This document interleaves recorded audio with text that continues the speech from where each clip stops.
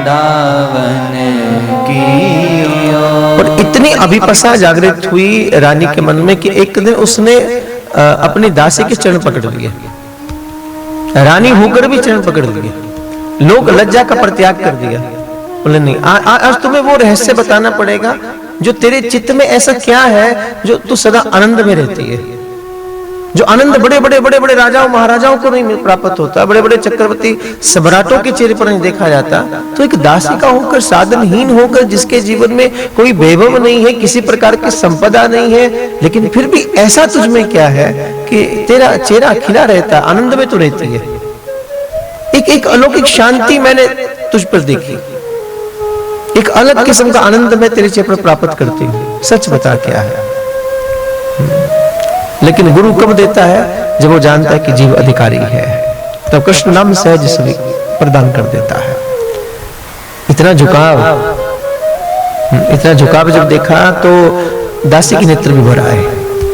महारानी की स्थिति जब देखी, बोले आप ऐसा मत कीजिए, आप रानी हैं, मैं आपकी दासिका हूं, मैं आपकी परिचारिका हूं, मुझे आपके चरण छूने चाहिए, आप मेरे चरणों का स्पर्श कर रही हैं। बोले नहीं, भारत की संस्कृति व्यक्ति के वर्ण से, व्यक्ति की जाति से, व्यक्ति की उम्र से मान नहीं मान रही है। जो तेरे अंतर के आनंद है वो इतना विलक्षण है। सर अब पतियार क्या कीजे, बहुत जन्म बिछड़े ते माधो, ये जन्म तुम्हारे लिखे। आज नाम धन मिला रानी रत्नावती को, खूब आनंदित। अब तो दिन रात कृष्ण नाम का स्मरण, ऐसी मस्ती। लेकिन फिर भी उसने एक दिन कहा अपने, अब तो दासी नहीं, अब तो गुरु है जिसने नाम दिया, मैं देखती हूं आपकी प्रसन्नता अखंड है, आनंद है, लेकिन फिर भी मुझे अभी तक ऐसा अनुभव होता है कि वो आनंद की प्राप्ति मुझे अभी नहीं हुई। जिस आनंद में आप रहते हैं, जो मैंने आपके अंतर में अनुभव किया है, अभी तक मुझे उस आनंद की उपलब्धि अपने भीतर नहीं लग रही है, कुछ कमी लग रही है। और गुरु ही है जो मार्ग देता है, अंदर का दृष्टिकोण बदलता है। आप कृपा करें, मुझे बताएं ऐसा क्या है कि अभी तक मैं उस आनंद की प्राप्ति क्यों नहीं कर पा रही हूं। और तब दासिका ने कहा, बोले कारण एक है, वो शांत हो जाती है, चुप हो जाती है। नहीं, आप मौन मत होइए, आप कृपा कर बताइए वो साधन क्या है। बोले साधन एक ही है, आप नाम तो जप रही हैं और बड़ी श्रद्धा से, बड़े भाव के साथ दिन रात स्मरण करती हैं, लेकिन अभी तक आपके जीवन में संत की सेवा नहीं आई है। और जब तक साधु की सेवा नहीं होगी तब तक आत्म तृप्ति नहीं होती है, ये ध्यान रखना। इसलिए भक्तमाल आप कभी देखना, आप अलग अलग भक्तों का, जिन भी भक्तों के आप जीवन को अध्ययन करेंगे, अनुभव करेंगे, उन सब ने संत सेवा बहुत की है। बिन साधु की सेवा के चैन नहीं है। इसलिए जैसे तैसे हो सके संत का दर्शन हो, उसके करीब बैठो।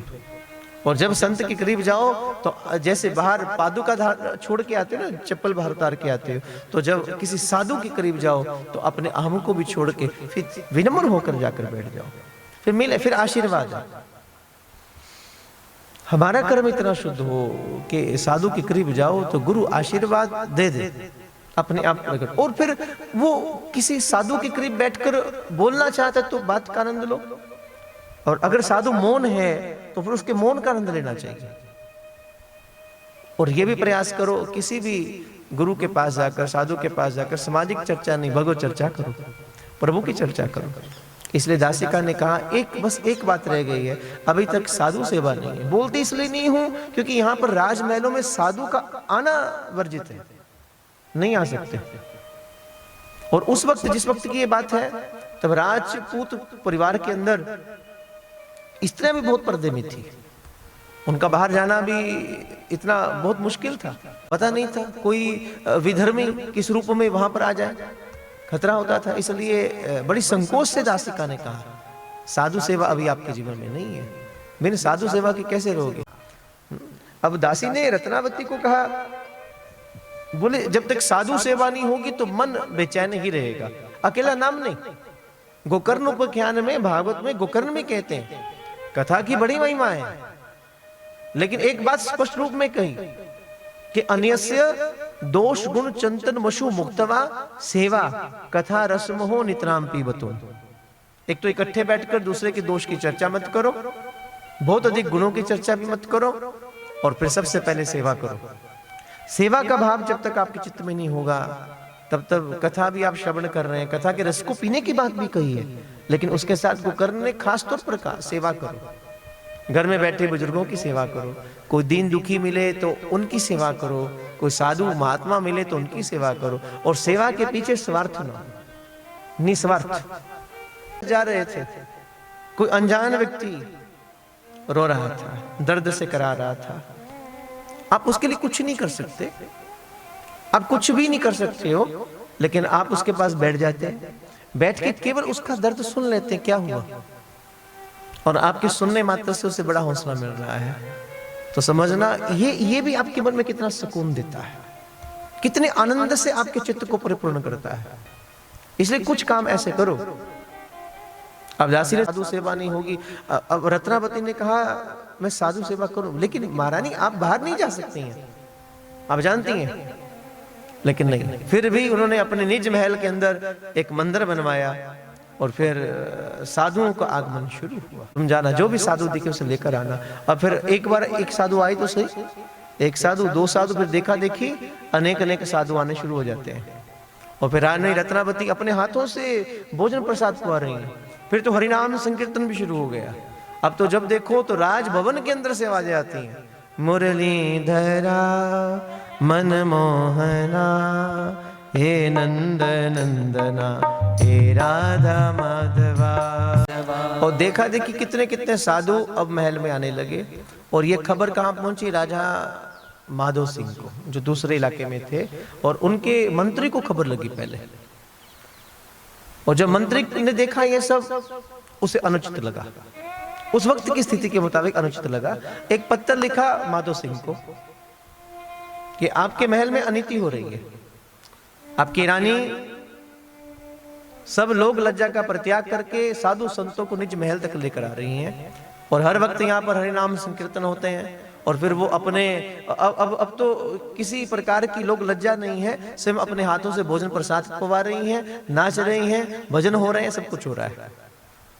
अब माधो सिंह के पास पत्र गया, तो रानी रत्नावती का पुत्र भी वहीं पर था।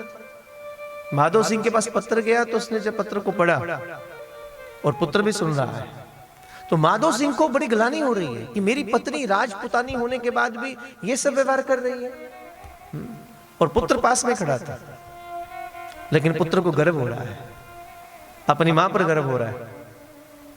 इतना गर्व हुआ, बोले आज मेरी मां ने धर्म की लाज रखी है, और मुझे गर्व है ऐसी मां पर। बोले ऐसे पुत्र, किसी घर में ऐसे पुत्र पैदा हो जो हरि नाम संकीर्तन कर रहे हो, प्रभु के साथ जुड़े हो, तो ऐसे माता पिता को गर्व होता है, हमारे घर में ऐसा पुत्र है। लेकिन आज पुत्र मां पर गर्व कर रहा है, और राजा ने जो शब्द कहे थे वो अनुचित थे। माधो सिंह ने कहा, और ये एक वीरांगना का पुत्र, पुत्र को संबोधन किया। और उस वक्त में वीरांगना शब्द किस लिए प्रयोग होता था, जो सिर मुड़े थे, ये सिर मुड़ी का पुत्र गर्व करता है अपनी मां पर, और ये शब्द पुत्र को लगे, और पुत्र ने एक पत्र लिखकर मां को भेजा रत्नावती को,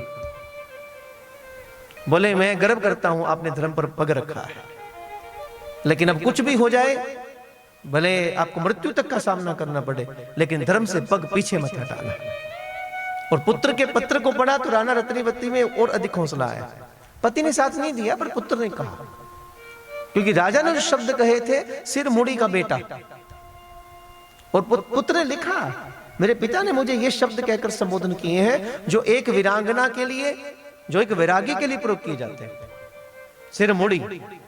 और ये सुना तो कहते हो रानी रत्नावती ने अपने सुंदर केशों को त्याग दिया, सिर मुड़ी हो गई, सिर मुड़ी हो गई। और जब राजा माधो सिंह को खबर लगी, वापस आया, तो बोले ऐसी नारी का हमारे राजमहल में रहना अनुचित है, और मैं चाहता हूं इसको मृत्यु दंड दिया जाए।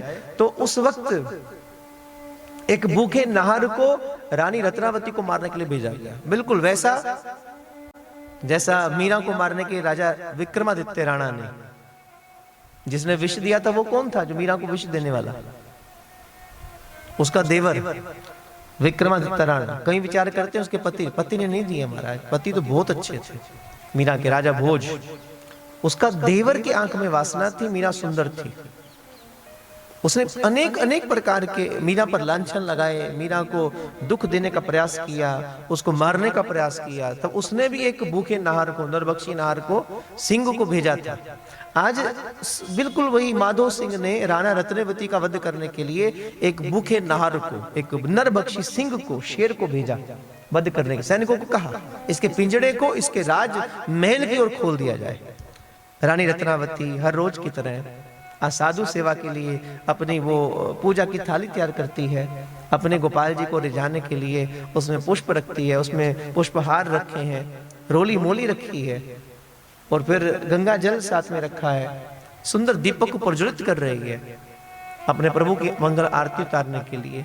इतने में पिंजरा खुला और नरबक्षी नाहर रत्नावती का वध करने के लिए, उसको मारने के लिए भेजा गया। और दास दासिकाएं भी उसके करीब थी, और जैसे दास दासिकाओं ने देखा कि एक भूखा नरबक्षी नाहर रत्नावती की ओर आ रहा है, तो खबर दी। रत्नावती अपनी मस्ती में पूजा की थाली सजाकर अपने प्रभु को ले जाती है, लेकिन जैसे खबर सुनी कि भूखा नरबक्षी नाहर आया है, आप भक्त का हृदय देखो, बारा निर्भय,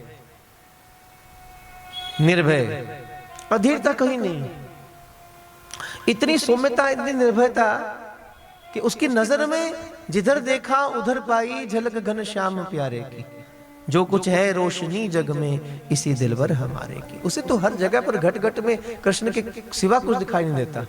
और जैसे नरबक्षी खतरनाक नाहर सन्मुख आया, दासिकाएं कांप उठी रत्नावती, लेकिन रत्नावती निर्भय होकर जब उसे देखती है तो उसकी निगाह कुछ और ही देखती है। अरे क्यों चिंता करती, किससे घबराती हो? बोले सामने शेर। अरे शेर नहीं आया, साक्षात नरसिंह भगवान आज इस रूप में दर्शन देने के लिए आए।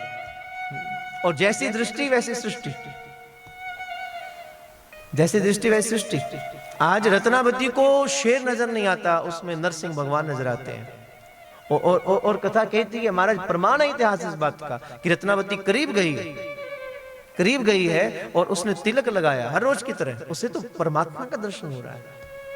तिलक लगाया, पुष्पों की हार पहनाया, दंडवत प्रणाम, और वो नाहर जो मारने के लिए आया था वो प्रणाम करके जा रहा है। रत्नावती की उसने उस दृष्टि से देखा ही नहीं है। और वही नाहर अब गया किशोर कितनों को वध करते हुए राजा माधो सिंह की ओर। और अब माधो सिंह को चेत आई, रो पड़े, मैंने अपराध किया। कहीं ना कहीं भीतर चित्त में अपनी पत्नी के प्रति प्रेम तो था, लेकिन एक बात ध्यान रखना, होता क्या है जब बाहरी लोग आकर आपके कानों में विष बोलते हैं। कल भी आपने कथा में श्रवण किया था, माधो सिंह ने नहीं देखा था अपनी पत्नी को वो धर्म कर्म करते हुए, वो साधु की सेवा करते हुए। ये तो किसी एक व्यक्ति ने, जिसने उसको अनाचार बताया, उसने पत्थर लिखकर माधो सिंह के कानों में और अंतर चेतना में विष भर दिया। लेकिन आज उसने भक्ति का प्रताप देखा, कितने विक्षेपताएं, कितने कष्ट भक्त के जीवन में आते हैं। लेकिन भक्त जब कृष्ण नाम स्मरण करता है, भरोसा होता है। देखो श्रद्धा सब में होती है, लेकिन फर्क क्या होता है, सबूरी, सब्र में नहीं होता। जब प्रभु का नाम स्मरण करो बड़ी श्रद्धा के साथ, बड़े विश्वास के साथ, मेरे कृष्ण मेरे अंग संग है, उसका रस लो, उस नाम का रस लो।